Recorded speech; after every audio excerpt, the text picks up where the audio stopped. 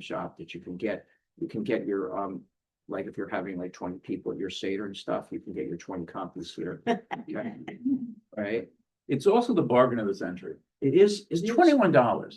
Yeah, this is. I mean, come on. It's incredibly beautiful, and it's not. There's not only just the Haggadah with all the illuminations in it, etc., and translated on the other page in English.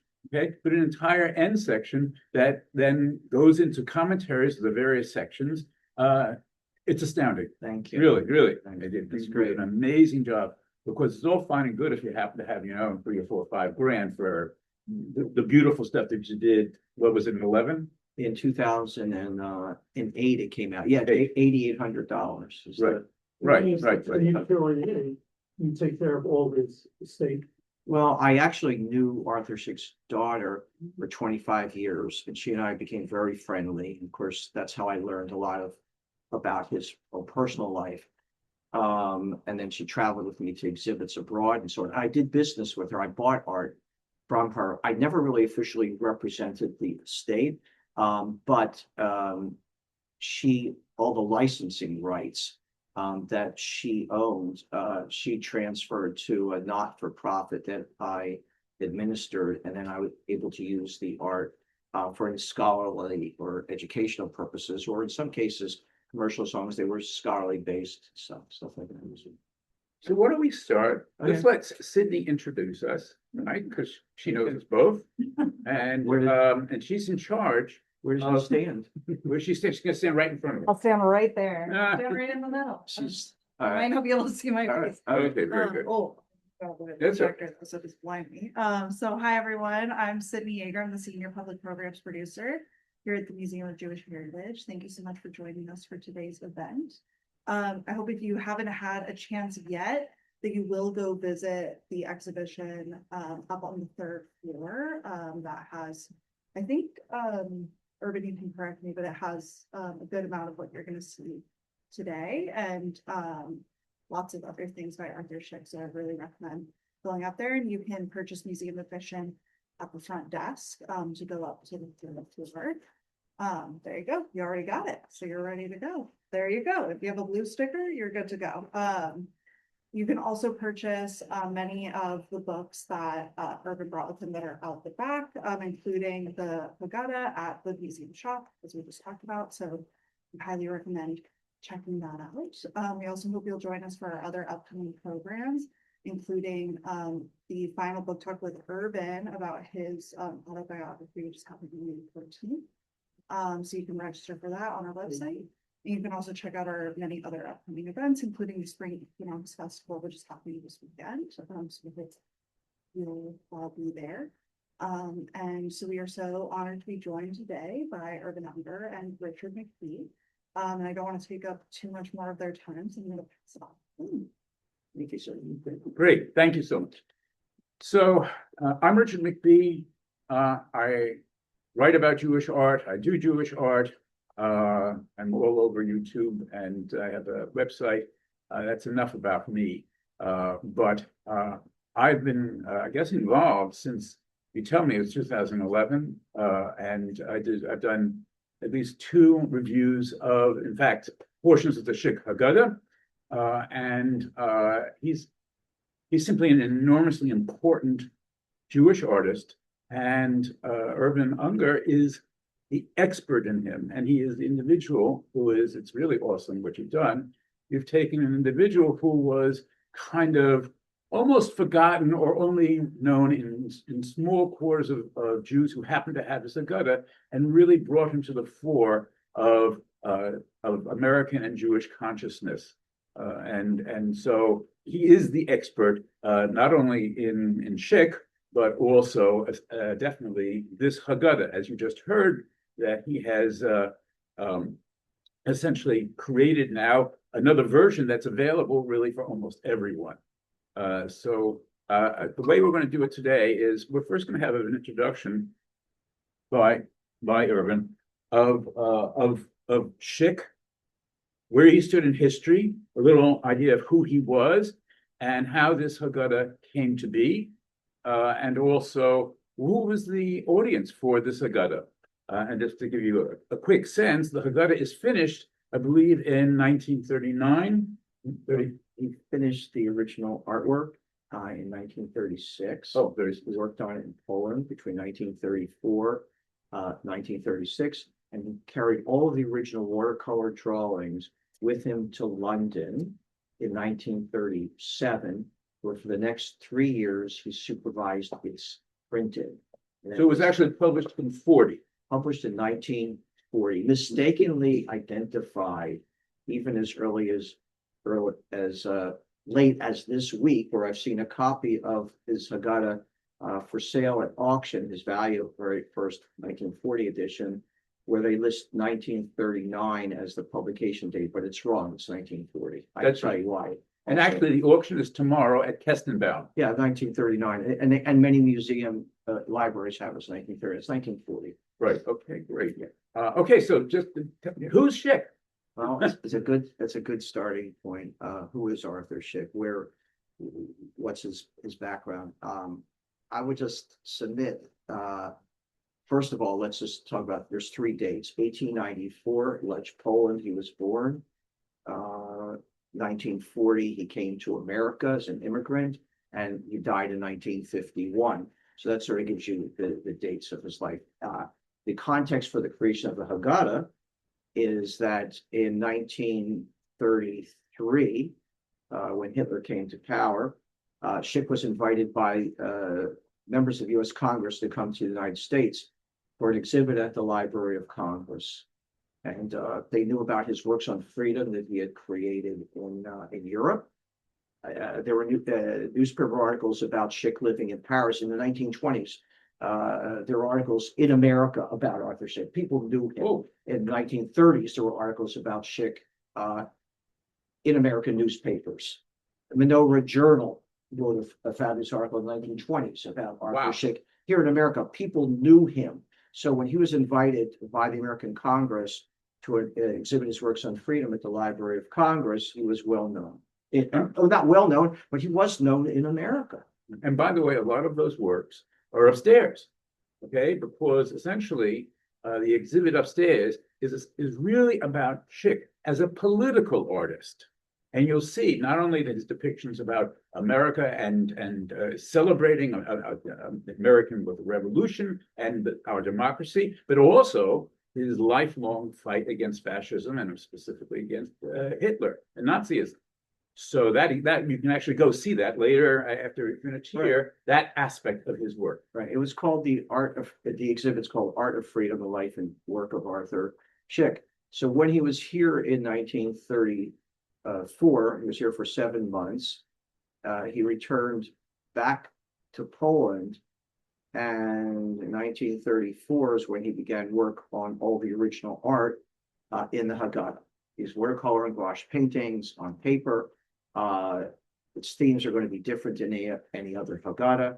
He saw Hitler as the new Pharaoh, the Nazis as the new Egyptians who had come to annihilate his people. That's a theme in the Haggadah. He actually painted swastikas on the Egyptians, which were removed prior to publication. He painted over them. I think that had something to do with the publishers of the Haggadah and the climate. So on, well, it may not have gone over well, but certainly we know of other books that he's published, biblical books that have swastikas on the figures in them. This book of Esther has printed that he created in 1940 has swastikas on Haman. But in any case, that was one of his themes about as he saw the Nazis as the new Egyptians. He wanted Jews to be heroic. So you'll see figures in his Haggadah that have nothing to do with Passover, but have everything to do with heroism. And there in his Haggadah, King David is there. Elijah slaying or rebuking Ahab is there. Samuel attacking the king of Agag. Images that have nothing to do with Passover are there, Richard. I know you've even written about this in your articles about the Haggadah, to which I'm very grateful that you had done when you had done them.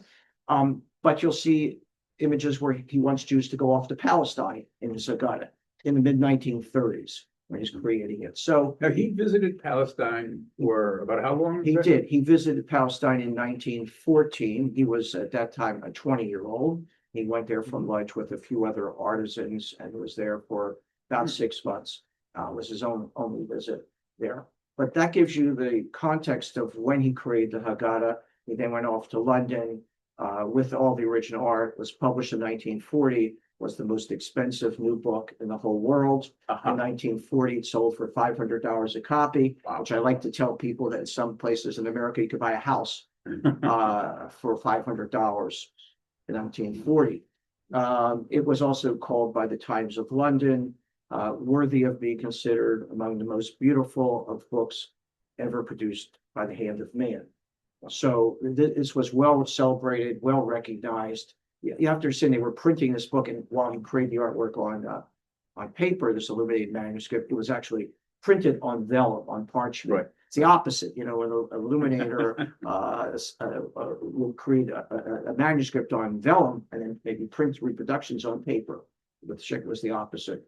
Let me just interrupt. These are really, you have to get a sense of how unusual a man this is. So I don't think I'd be exaggerating to say that this is one of the Haggadah is perhaps one of his most famous works. It's obviously the subject of this morning's talk, but he comes to it from almost a strange place. His family, as far as I understand it, was not religious. They certainly did Passover. All Jews did Passover, but he was not steeped in religious thought.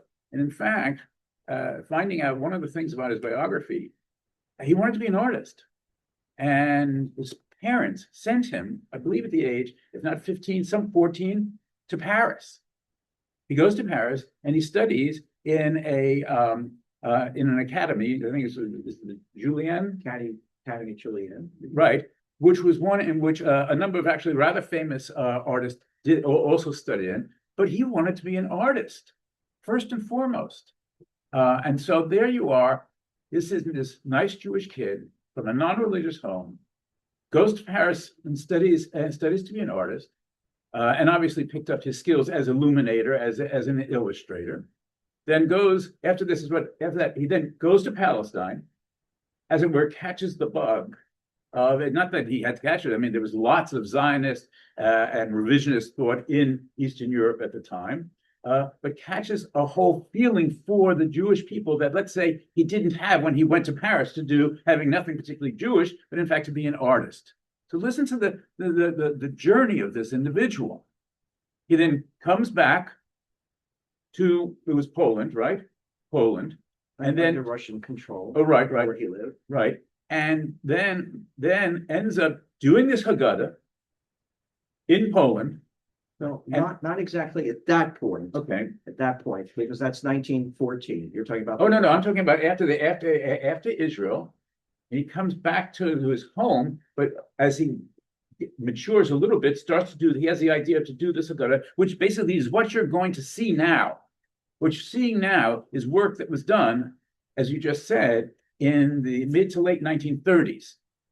He hasn't left yet. Yeah, I want to clarify. He goes off to Palestine in 1914, comes back. There's World War I. He serves in the Russian army, and then in 1921 goes back to Paris, where then he's living until 1932. Oh, okay. Sorry. Right. But that's okay. But you're actually right about something that you don't know you're right about. Okay. And that is this. Is that actually in the 1920s, the mid-1920s, Arthur Szyk began working on a Haggadah. Oh. Not this Haggadah. Okay. And he worked on this Haggadah, and in his diary, 1927 diary, which I once owned, he indicates that he's just finishing up work on his Haggadah. Now, at what age is it? In 1927, Szyk is a 35-year-old. Wow. And he is creating a Haggadah, which I would now call his first Haggadah. What we have, what was printed in 1940, was worked on in the mid-1930s, and then it was printed in 1940. That's the Haggadah we have, from which reproductions have been made. But the first time he worked on the Haggadah was in the 1920s, and I have owned some of that original art, so I know from that period. I know from his diary that he wrote about it, and I've seen illustrations in many journals of artwork that he had created in the 1920s that have to do with the Passover theme. And but that was never published. It was never published. And so in a sense, while you were using the dates to say, oh, he went back and forth, I'm saying you were right, but he was working on a Haggadah then, but not the one that we have now. This is the one we have now comes that he did in the mid-1930s. And so when you use the phrase, and I would use the phrase of working on Haggadah, Yes. what that really means to an artist, he's working on the ideas, on the themes. Not only how do you set out the page, not only, and you know the Hebrew, the Hebrew of the Haggadah he has in front of him. Everyone has that, right? But he's working on the ideas in order to make them visual. So this thing is percolating. Now you're telling me from the 1920s, from a first version, that's not a quote a normal thing for an artist to do when they're 35 years old and they've just been in the cultural, the artistic center of the world, i.e. Paris, to suddenly then see, oh, I'm going to make a Haggadah. This is a very, very unusual individual in terms of his journey to making this great masterpiece. So let's see here. I have one other question, I think. Great. Would you like to comment? What did he, do you have any idea what he thought his audience was? Because the first Haggadah, you could think of that as, okay, I'm just doing this. I want to do this, right? I can But tell you. this was made for an audience because he takes it to London and he gets it published. He does. He gets it published in 1940. I think Szyk's audience was the general Jewish population of Europe. And the reason I say that is even though when he went to London with the art, because the messages in it were Jews leave Europe. Mhm. And he shows, he has images of a grandfather blessing the children with the Star of David with Zion in the center. Right. Or if you look at the title page, the dedication page, the King George of England, you'll see European Jews that are in need of an exodus in 1936 when he's painting. So I think his audience was the general population of Jews in Europe. When he went to London, though, it wasn't published as a popular trade edition where it would have circulated among the masses. It was published as a fine art book, as a very expensive book on vellum. I think he was disappointed by that. And I think that the reason it didn't get published was I had the letters that were written to him when he was in London working on the Haggadah from the British government that were saying, you know, who are you employing? Are there people benefiting from your being here as an immigrant? And it was very difficult for him even to stay in London in the late 1930s. So I think by teaming up with the St. Gorsky and Sutcliffe binders and the printers of Sun Engraving Company, they were well-known publishers who were going to publish an expensive book. This employed a lot of people, and this was good for an immigrant to be able to do. And they focused on that, and they didn't get to the popular edition, which wasn't published until 5 years after his death in 1956 in Israel. So that's the one with the metal cover. That's the one with the blue velvet cover. That's the one that so many people know and recognize. It was then continuously published in the 60s, 80s, and so on. Right. Okay. So you know what? Why don't we start looking at some of the images, and that'll be good. So can we get the lights so that these will look better?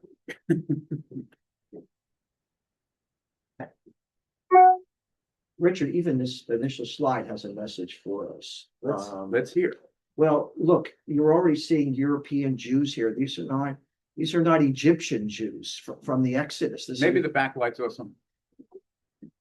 So what you're seeing here is that you're seeing modern Jews who are in chains, and basically you're seeing the pyramids of ancient Egypt. So you can see how Szyk is from this opening slide here, which is obviously in the Haggadah, is moving history. You know, he's seeing the ancient narrative, the ancient event, as something that's happening and in need of in his own time.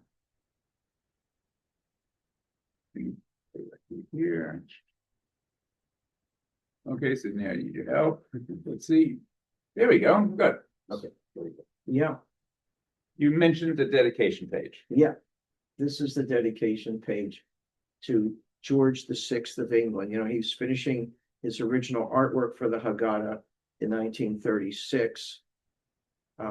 George became King of England in 1936 in December. And Richard, there's a G and a Roman numeral 6 on this page. Can So you I'm point going it to, out? let's see if Can this you- will work. There's your laser printer. We have somewhere of a laser. Or should I This just? is- There you go. Okay, right There's a there. G and a Roman numeral 6 right there. And Okay. if right there above that, you'll see the word majesty. Okay. Right above that. There you go. Go to the right. To the right. There you go. Oh. See the word majesty, all right? Okay. So this is King George the Sixth. And why would Szyk dedicate this to King George of England? Because he's leaving Poland, he's going off to England. Makes sense, dedicated to the king. And the other reason is that since Szyk is so always into world events, Hitler is in power now for 3 years, and England will be at the forefront of fighting Nazism. So why not dedicate this page to the British? So what Szyk says here is at the very top, at the feet of your most gracious majesty, on line 3, I humbly lay these works of my hands, shewing forth the afflictions of my people Israel. And then he signs it, Arthur Szyk, Illuminator of Poland. Right. So I like to tell people about this, that there's a problem with this dedication page. Problem with the dedication page is, how could Arthur Szyk dedicate this great book of freedom to the British when, in fact, in 1936, the British had already passed a couple of white papers Right. that restricted the flow and immigration of Jews out of Europe. So restricted their freedom. How do you dedicate the book of freedom to the British? And so what he does is, the way Szyk deals with this is he paints Europe in the bottom right-hand corner. He paints European Jews here who are in need of an exodus from Europe. And in the bottom left-hand corner, on the gates entering into Jerusalem, in the very center bottom with the blue background, he paints the word Zion, Jews that are in need of leaving Europe and getting to the land of Israel. And in the very center between them, he paints a British military ship. That's not a passenger ship, it's a military ship that stands between the Jews leaving Europe and going into the land of Israel. And this is the way Szyk opens his Haggadah, as not so much a religious book, but a political book, a book about justice, a book about the freedom of his own people. He paints a self-portrait on the bottom right. I'm glad you himself. mentioned that. Yeah, standing sort of in quasi-military garb, not as a caricaturist, not as a cartoonist, not as an illustrator, but because he has the palette in his hand, he is a painter. He is an illuminator in this sense, where he is illuminating this narrative for Jews in his own day and for all time, as you stand up to power and advocate for the freedom of Jewish people. That's how I see this dedication page. Okay, this is actually the page that comes after it. And this is what you might say is the beginning of the Seder. And I believe it's found in all of his Haggadahs. Right, which the dedication page that we just showed is not Huh. in the metal and blue velvet covered editions. When they're printing that in Israel, they're not paying any homage to the British at that particular moment. But this, you're right, is in all. So this is Szyk's view, I think. Maybe it's exactly what you're saying. This is his view of who his audience is, or certainly his memories of what a Seder was in his house, or more likely that a Seder should be. So you hear, of course, the grandfather. I guess that's grandma there. Yeah. Okay. Right. And then the man of the house and his wife and children. Probably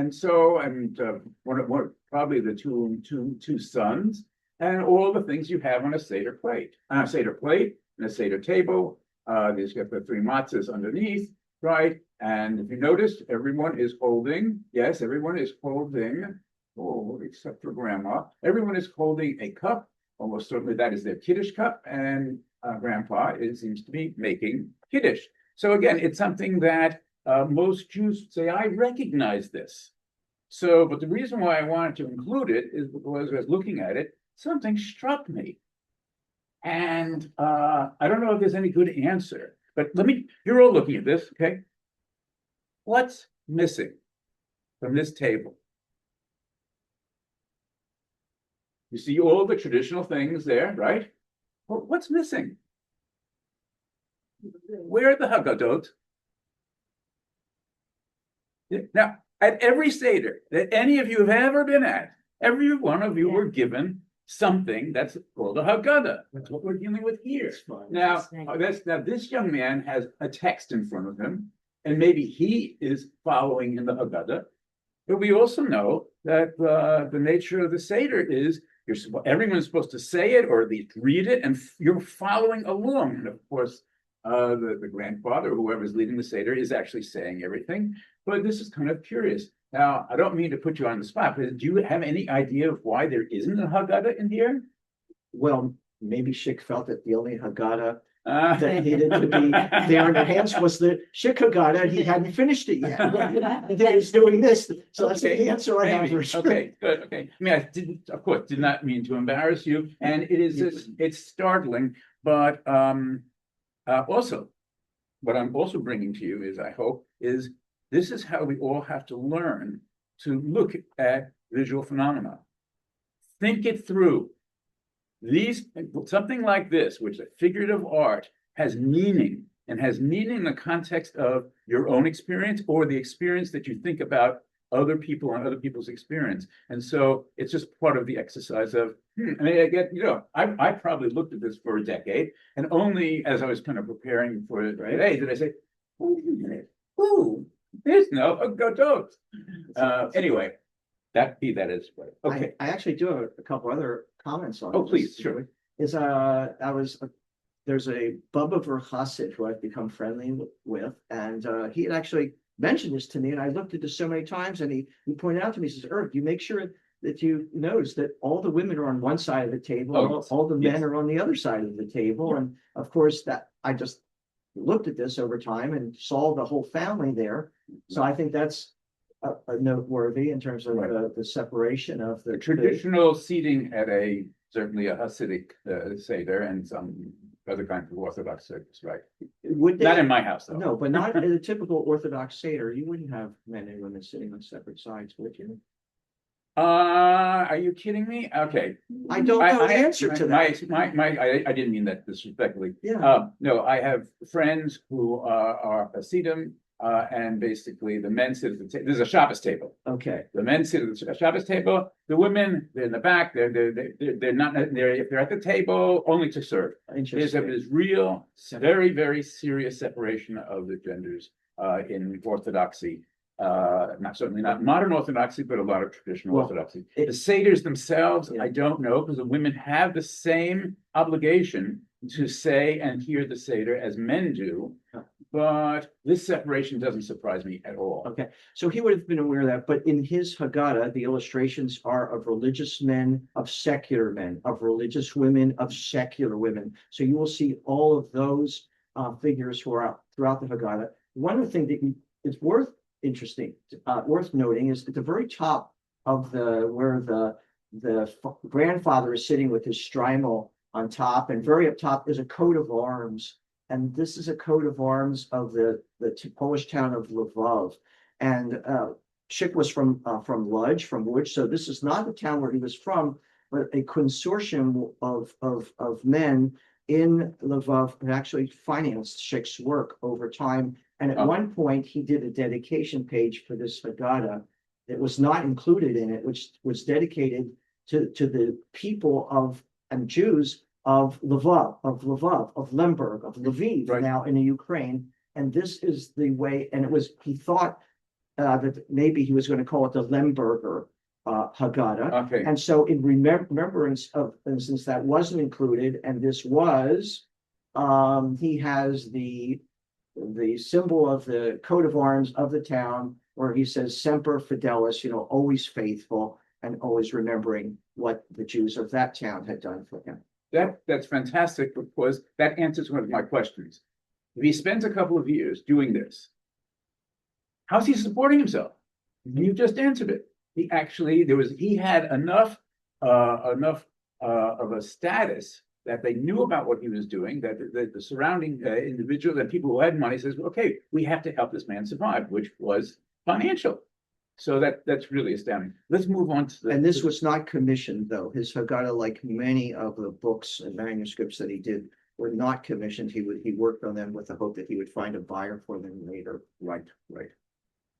Okay, so this is the bread of affliction. Go. Get up in there. Good, all right. And let's see here. Why don't I let you run with this a bit? I Okay. had one comment. This is the bread of affliction, which our ancestors ate in Egypt. And what we're seeing here is in the center is Abraham, who's welcoming three strangers or three angels or three men who are coming to him. And there's a legend somewhere that when he came, they came on Pesach, on Passover. Excellent. And of course, what will he be serving him? But bread, the bread of affliction, or actually, the matzah has two names. It's also the bread of freedom as well. So it's both the bread of affliction and the bread of freedom. So how does Szyk call that out in this illuminated text? And that is down the bottom left, what we're seeing are two men who are in chains. Their freedom has been taken away from them. They're working for the Egyptian. Whereas in the bottom right, this is the two men who are working on as free men who are getting ready to go off to the land of Israel. And so you're seeing affliction on the bottom left, the two men on the bottom right going off. And by the way, in the blow up on the far right, what you'll see way over right. here, Over we've here. blown it up. On the bottom right hand, you'll see on the forearm of one of the men, there's actually a tattoo. And this is a tattoo of the Star of David, not any reference to the camps, concentration camps, and all this is being illustrated in 1934-35, but really a sense of machoism, a sense of the new Jew, the Jew who will go off to Palestine and who'll be strong and who'll be sturdy. And so Szyk is emphasizing this within the Haggadah. This again, another image of Jews going off to Palestine as free men. So this whole image here is about this is the bread of affliction, which our ancestors ate in Egypt. This is also the same matzah that is the bread of freedom. So this is a very layered work of art where Szyk is helping us understand what the text is trying to teach us. And he goes even a step beyond. I am intrigued by this particular page because, in fact, remember, of course, this scene in here, this is not in the Haggadah at all. This is from the Torah, right? That's This is right. from the Torah, and where Abraham is visited by three angels, absolutely angels. You see their wings. Okay, Szyk knows that. They're holy angels and such, in so much as they're all wearing yarmulkes. That's very funny. And over here, by the way, who would this be? This is Ishmael. This is all part of a midrash and also the text itself of when three angels come. And indeed, why do the angels come to visit Abraham? He'll have Isaac. The what? To tell him that he's going to have Isaac. Exactly. And in fact, the midrash says exactly as you said, that was at Passover time. Exactly. And so anyway, this is really heavily laden with biblical imagery. And here, by the way, this is the pasuk from the Torah that talks about that the angels appeared there. And of course, he didn't know they were angels immediately. It's that kind of layering, by the way, is what also he gets from other Haggadot that have been illuminated through the centuries. In fact, in which you'll have the Haggadah and actually the references that are found in midrashim and commentaries that are then also illustrated there. So the one thing that I didn't see before, it's good to be up here because I'm much closer to the images, is this Star of David.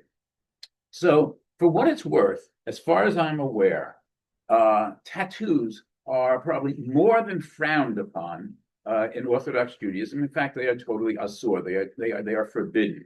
And now there may be ways of, okay, someone has a tattoo, what do you do with it? But this, I think, is an element in which Szyk is he's not expressing because he wants to express it. He is essentially illuminating the fact that he's coming at a lot of this, not necessarily from a deeply religious background of traditional Judaism, but in which, again, he is a polemicist. And he is telling us a story that is also the story that's enormously important to him. So it's a very strange thing to add as these are two ideal figures going off to Palestine. There's your symbol, but with a tattoo, it's like, okay, that's really another perspective for what it's worth. Let's go to the next one. There we go. Okay. So, okay, we were slaves to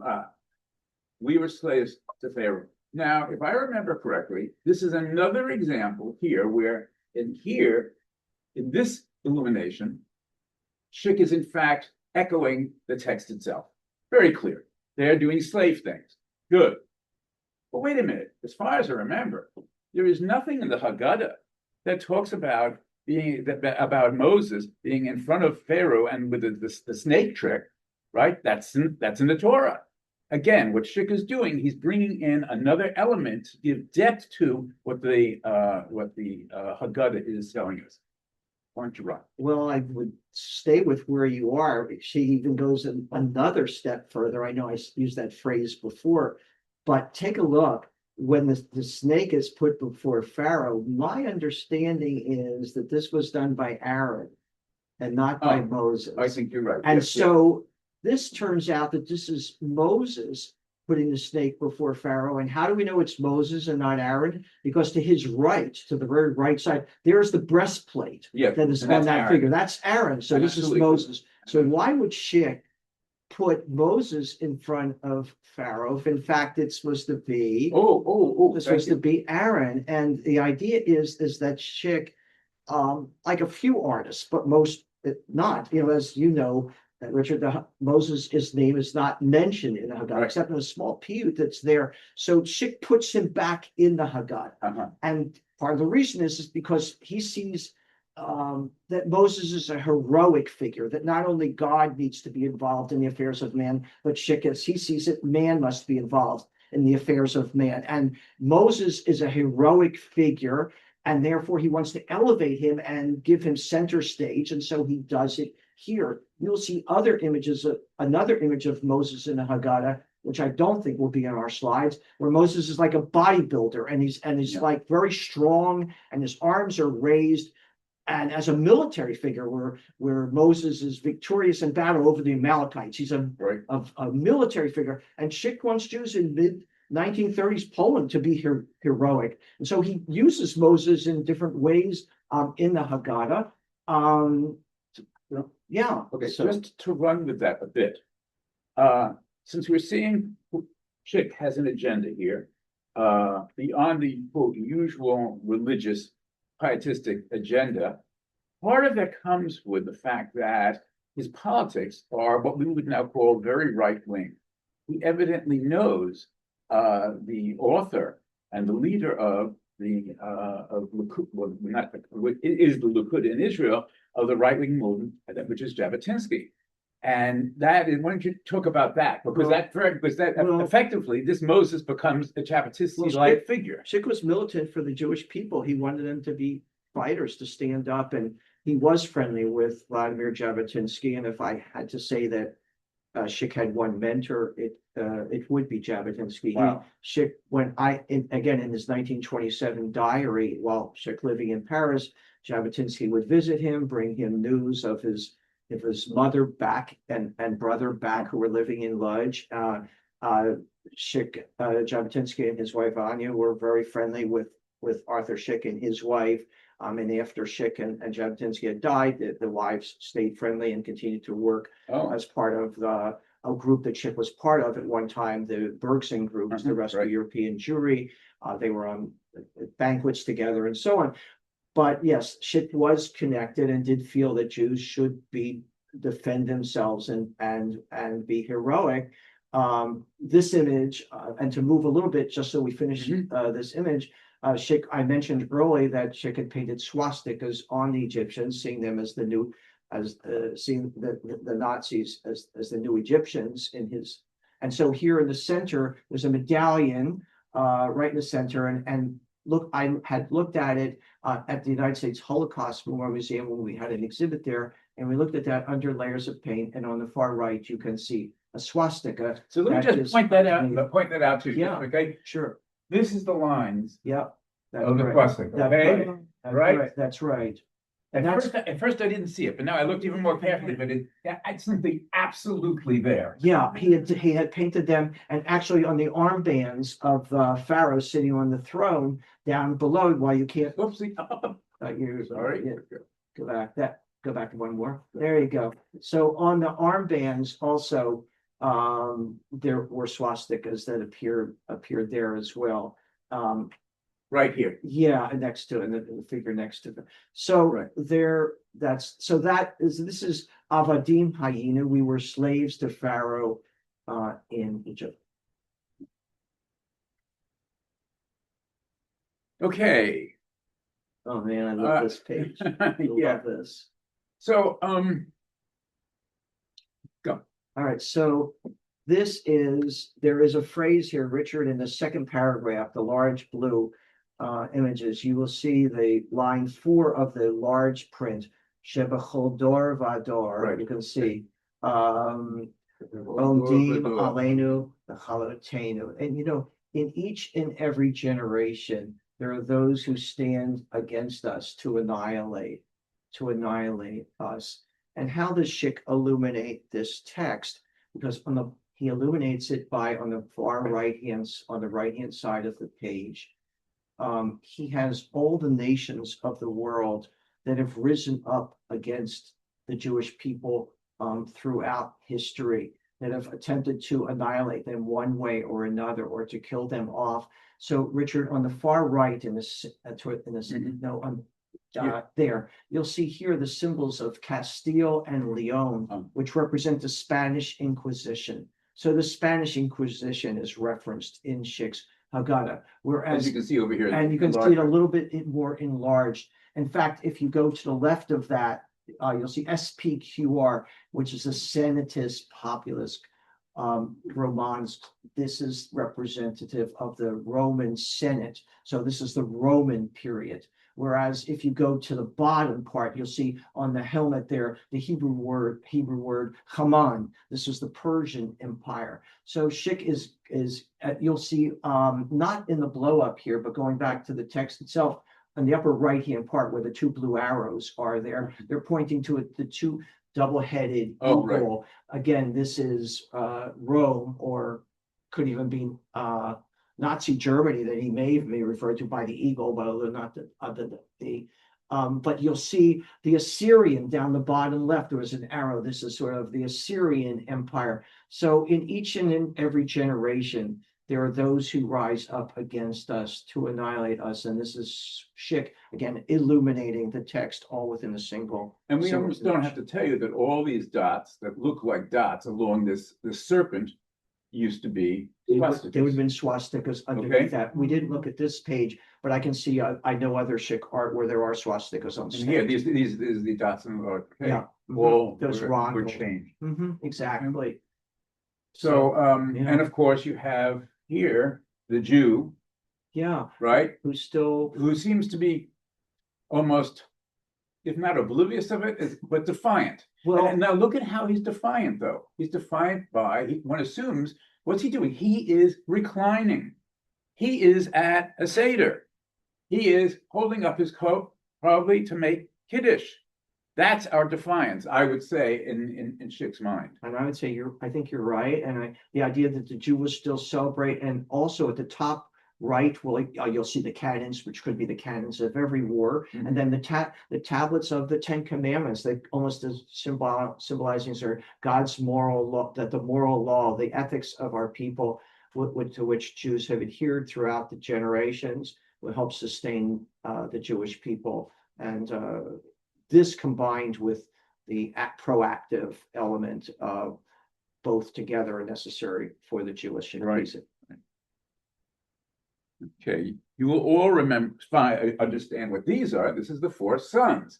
You want to? Well, Richard, which figure do you see that doesn't really appear in any other illustrations of the 4 sons in any other of Haggadah? Okay, well, clearly the Russia is the one that I would focus on, because historically the Russia tends to be, and when thinking about this, thank you very much.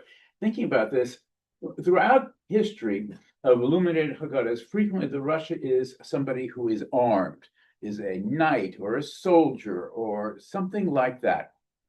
And so, and in fact, I've seen in some of the commentaries on this Haggadah that this individual is considered to be not only as we're typical German who might be anti-Semitic. Actually, there's some that actually said, well, no, he's a Nazi. So, but then that made me think, but wait a minute, okay, but that in a funny way doesn't make any sense. The four sons are all at the Seder, and at least my traditional understanding of them, they're all us. We're all different kinds of Jews. And some of us are wise Jews, i.e. you're a Torah scholar, right? And some of us are a Tom, right? A simple person, right? Who doesn't, try to know things in depth, but he just does, the traditional things. And then there's the person who doesn't even know how to act. And he's a laborer, right? He's just really a man who doesn't even think about these things. But all of us are like that. We assume none of us are Nazis. And we assume that none of us, and in traditional Jewish society, are soldiers. I'm talking about the 16th, 17th century. So I don't know. I don't even have an answer. But the quote wicked son, and what do we do with him? We quote blunt his teeth, right? And we tell him why he somehow is erred, because he is just thinking of himself instead of the rest of the Jewish people.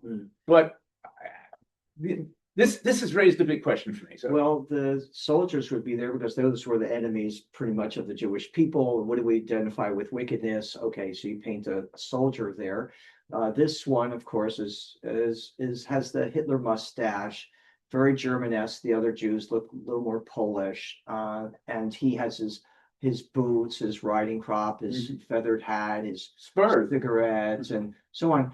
So when Szyk, this is not the original image that Szyk painted for the four sons. There was a previous image that was there. This is the second image, because he wanted to retain the idea that the wicked son was a National Socialist, was a Nazi. What was there? And that's the Hitler mustache. That's so you sort of have Hitler-esque figure is this wicked son. But this was not the initial figure that's there. There was another figure that was there that had a Nazi armband or a Nazi swastika on its chest. Now, how do I know that if this is what's in the Haggadah? The answer is that I met a man in Tel Aviv years ago who was at his father's house in Lvov that had supported Szyk during working on the Haggadah, and Szyk had brought the original art to his house. And he had said, oh, there's swastikas on the Egyptians, and there was a swastika on the wicked son and the four sons. And it proved right that there were swastikas on the Egyptians, as we saw on the previous slide. But I have examined this original work of art, the original watercolor, on several occasions, actually. And if you flip this around and you looked on its back, you'll see that quadrant there, that piece that's there now, but you can't see from the front. This whole quadrant, it had just tape on the back of that, where you can see that the image that's there on the original art has actually been replaced because the new image is all taped in, and there's remnants of a previous tape that were there. And I don't think I included the slide here that shows the back of that page. But the question is that how is it that Arthur Szyk could paint a swastika on the wicked son, for one Jew should call another Jew a Nazi at that particular period of time? And I think that the reason he would do that is because in the early stages, there were Jews who were supportive of the economics and of the National Socialist Party, and Szyk would have seen them as if they were Nazis. And therefore, I think that's why he would have included this in the Haggadah. Excellent answer, and thank you very much, because it's good. Okay, we do need to move along, and let's see here. We have here. Actually, there's Moses the bodybuilder. There's Moses. I used to joke for for people of that generation, this is like Jack LaLanne, coming out of the spa, looking really so bodybuilder-like, but and here under his arms are Aaron, the man of peace, on the far side, and Hur, his nephew. If you go to the exhibit upstairs, you'll see this figure, but it's called Modern Moses upstairs as a separate work of art, where under his right hand, instead of Aaron, he has a Jewish soldier with a talit and a rifle, and then under his left arm, in the modern Moses upstairs, is a Jewish resistance fighter. So Szyk used this image often in the proclamation of the establishment of the state of Israel that's illuminated by Szyk in 1948. You will also see this figure represented. So he liked this motif. And again, that God will go to war in every generation against Amalek as the sort of part of the text that's between them. This idea that you have to fight this evil in every generation. This is an emphasis on heroism in Szyk Haggadah, where on the right you have Moses, and on the far left image you have David slaying Goliath in the down here. And this is part of Haggadah, the narrative of the only kid in the Haggadah. Here you find David presiding over the fallen of Goliath. This You'll is see Goliath. That's Goliath there. Okay, that's And if you little David. Yeah, and if you look closely, it's so gruesome. Ugh. That's a chopped off. It's a chopped off head. It's gruesome.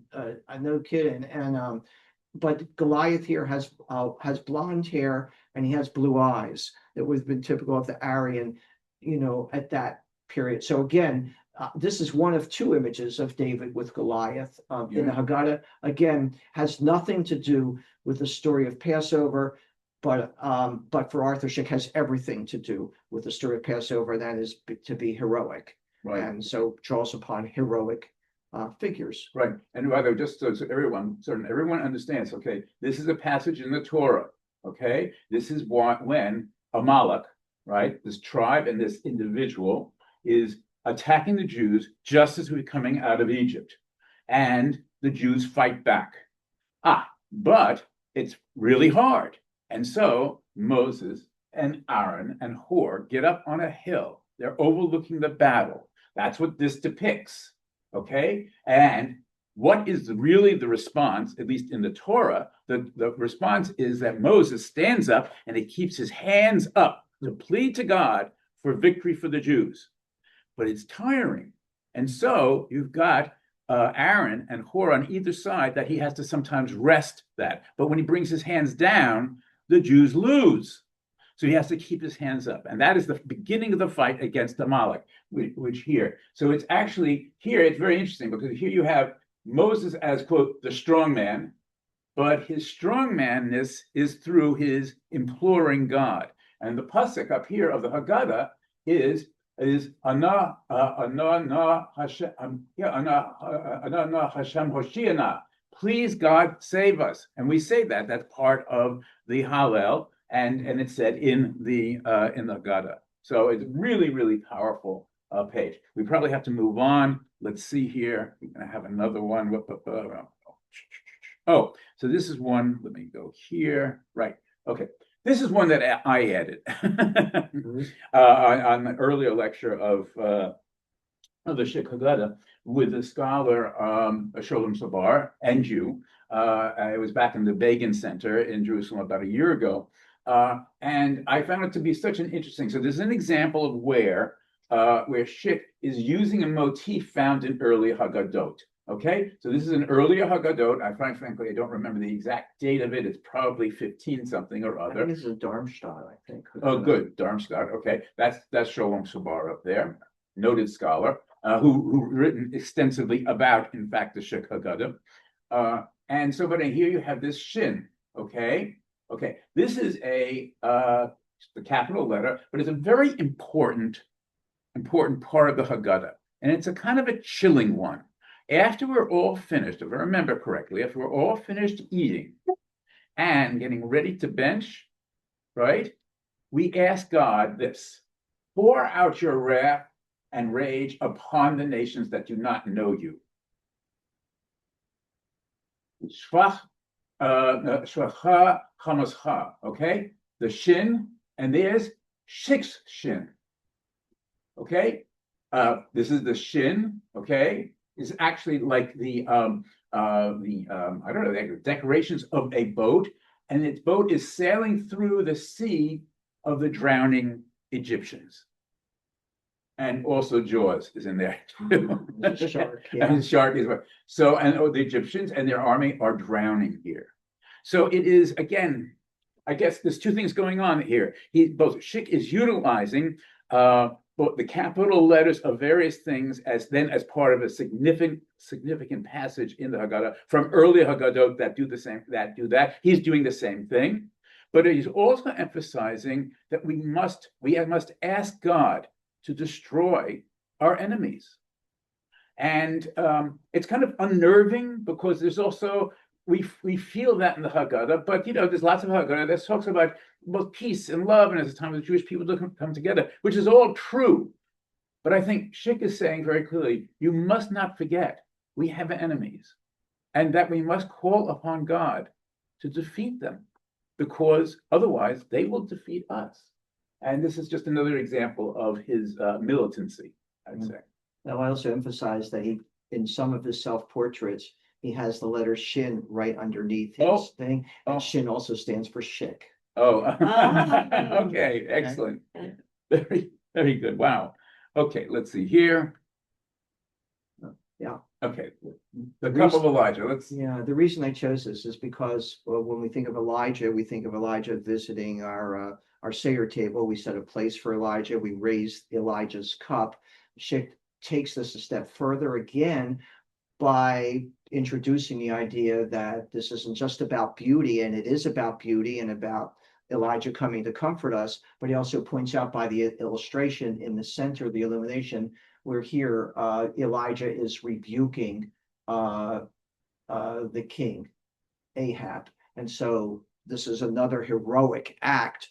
And Szyk, again, this follows his theme of heroism. Whereas down the bottom of the cup, he has the phrase which he constantly numerous times throughout the Haggadah, be careful to erase Amalek's name from under the heavens. You should not forget what he's done. And so this motif of calling attention to evil in every generation is really important, as he sees even Hitler as as descendants of Amalek, as he plays it out in his own illuminated texts. And again, this is a very important component of his activism in the Haggadah. Right. And it's also, I think, significant. Terrible things were happening to the Jews in the 1930s under Nazism. But the Holocaust had not yet happened as what we call the Holocaust. But effectively, this Haggadah foretells it. And, you said something earlier that was really, you said one of the themes of the Haggadah, of Szyk's Haggadah, is get out. Of course, there were very few places they could. Well, that's because and Szyk tells you that in the beginning with the dedication page of the British mandate over Palestine, right? Right. Yeah. So this is the dedication page, another dedication page. It's the second of two, the King George, and then this work of art itself. Look in the bottom center on the far left, you'll see Judith sitting there. She has in her hand a sword. In her left hand, she's grasping a sword. In her right hand, she has the head of Holofernes, the Assyrian king. So this is another activist. And this is this is a Jewish woman. It's emphasized here, and the idea is that she had a role to play as well. In the bottom center, what you'll see below her, and you'll see this in the image here, you'll see scales of justice here. These scales of justice appear throughout the Haggadah, because what Szyk feels is that taking action against one's enemies is just, that one must do this. And you'll see this, again, the scales of justice throughout the Haggadah. And I also point out that below her is a text. The text in Hebrew in that box is Im eshkachecha Yerushalayim tishkachi mini. If I forget you, O Jerusalem, let my right hand wither. This is also a Hebrew text that's at the very beginning of his Haggadah. So you'll see the idea of the Jerusalem and the Jewish people at the beginning, at the end, throughout his Haggadah. And then this is the only page that's in French that appears there because he was a fluent French speaker and writer. And it was an international language at that time. And here Szyk says, I am but a Jew praying in art. If I have succeeded in any measure, if I have gained the power of reception among the elite of the world, then I owe it all to the teachings, the traditions, and the eternal virtues of my people, Israel. And he signs this, Arthur Szyk, illuminator, a painter of Israel. You can't see it on this slide, but to the left of that, there's a red medallion. Oh, right. And here. that medallion says Image de Israel. It says painter of Israel. That's how he saw himself, as a painter of the Jewish people, as the artist of the Jewish people. I don't see him, I see him among the greats of all artists, but I also am not hesitant of saying why I believe. That's another lecture. You'll have to listen to our conversation on why I believe he is the artist of the Jewish people. I believe no Jewish artist was as activist and as oriented towards the preserving of the Jewish people and elevating the prestige of the Jewish people in the world. And this is Arthur Szyk, and this is how we see it through his Haggadah. Yeah, masterful work. I just want to add one other thing. He died at the age of 57. 57. He died of a heart attack. Now, people get heart attacks. He was in America, but he was also in an America that was turning very cruel. It was McCarthy. And evidently, he was cited by McCarthy's committee in some way. And there was some suspicion about his loyalty. And while I'm certainly not the first person to say it, but it feels like this could have killed him. And so, I mean, I'm getting chills just thinking about it, because he's a truly heroic individual, a heroic artist, a heroic Jew that I think died tragically. But he left an enormous heritage for all of us in this Haggadah. Richard, I would add one more thing if I Please. can, time permitting here. And I'd add to that he was a heroic American patriot as well, and, Yes. and having illuminated the Declaration of Independence, the Bill of Rights, Fort Freedom's Prayer, and a whole history of George Washington and the American Revolution. But I'd like to finish my comments with one little story. Please. Because Yes. you made reference to a couple of times that Szyk was not religious, but that he was thoroughly Jewish. And this is a story about when I first completed my limited edition Haggadah that I created in 2008, and I took that Haggadah with me to Israel to have at a show, an international book fair at the Binyanei Ha'uma in Israel. And I was exhibiting this Haggadah. I had it opened on the front cases there.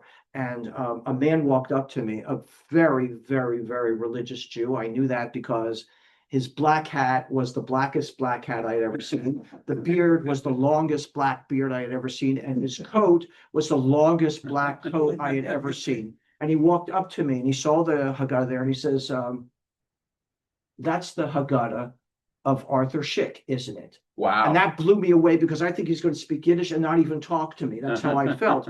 And I said, yes, this is the Haggadah of Arthur Szyk. And he leans in, he says, may I tell you something? And I said, yes, you may. And he said, I know that Arthur Szyk was not a religious Jew. Mhm. But every time I look at the calligraphy in Szyk's Haggadah, I know that he had a deep Jewish soul. This man from another sort of world from me, who was actually, I found out, was a member of the Hasidic sect of Toldos Aharon, Okay, sure. which was totally anti-Zionist, Right. should only know how much of a Zionist Arthur Szyk was, and I'm sure he knew. But that shows the power of Arthur Szyk's art to touch so many people who are different from you and different from me, and yet can all be brought into this umbrella under the Jewish world. And that's what Szyk was. He was a builder of bridges between peoples and nations and among Jews. And his Haggadah serves as his magnum opus, but as that book, that great book of freedom in Jewish tradition that Szyk hoped would come for his people and as an advocate for humanity at large. So that's his. God, happy Passover, everyone, because I Happy know we're Passover. we're about Thank to you send so the much. Passover. So thank you very Maybe, much. do we have a few more minutes? Any questions, Sydney? Okay, so. Boy, thank you, though. Oh, you're welcome. And thank you, Richard. Richard, you know, you're among the first to be doing writing about Szyk and commenting on different things I've been working on. So I'm really grateful to you for being another This was big great. advocate. So- For sure. Your thoughts, folks, any questions? Yes, please. So coming from a non-religious background, but becoming so invested in telling the Jewish story, what sort of research in Jewish learning did he have to do? Oh, man, that is That's the question is. That's you the know, question of the hour. That is the key question. If Arthur Szyk came through the door now, the first thing I would be asking him is, where does all of your Jewish learning come from? It's a great question. I can tell you that, for example, when he was in school in Paris, when he was a teenager, he was there for 3.5 years, the Académie Julienne, he only went to 14 classes in 3.5 years. So he wasn't in the classroom. I do know that when he was working on the Haggadah, there was a rabbi in Lodz that he really actually talked with on a some sort of regular basis. That he had, I think in my memoir that's coming out soon, I do actually tell you who he is and what was that involvement. But as a student, as a young person, he went to a trade school. He didn't go to any he didn't go to any cheder, and we don't know of any tutors of any of the Malamdim who may have, who he may have had, who may have worked with him. So, but this is a man, just to remember, he wrote in Chinese, he wrote in Arabic, he illuminated all of Arabian Nights entertainments and all of Canterbury Tales and all of Anderson's Fair. He read all of these things. He knew all of these things. He knew world history. So it wouldn't surprise me that he would have learned Bible and heard it at home growing up about heroic figures that surrounded the Jewish people of Moses and David.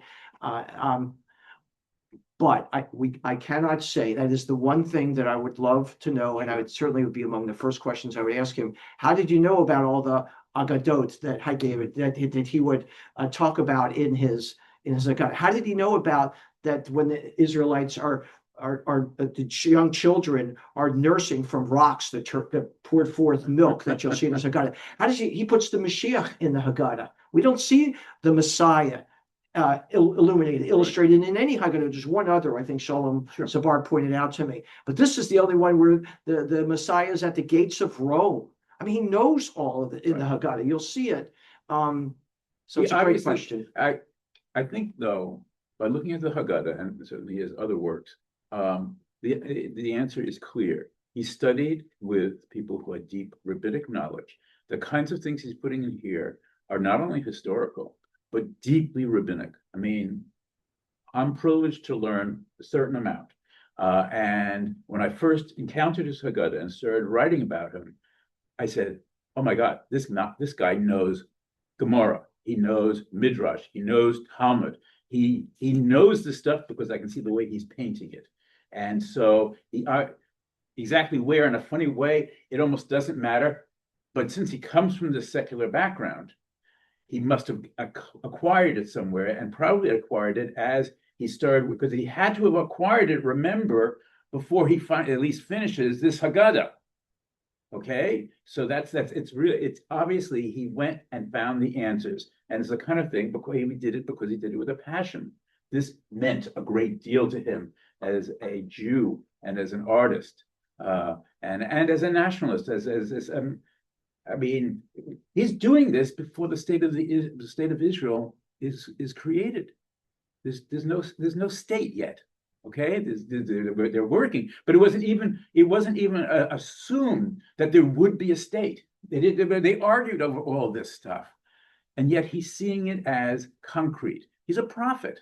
It's really humbling to encounter his work, and the more and more that I learn about it. So thank you. Well, thanks a lot. Thanks for joining in, listening. Thank you very much. Thank you. All right. Let's see.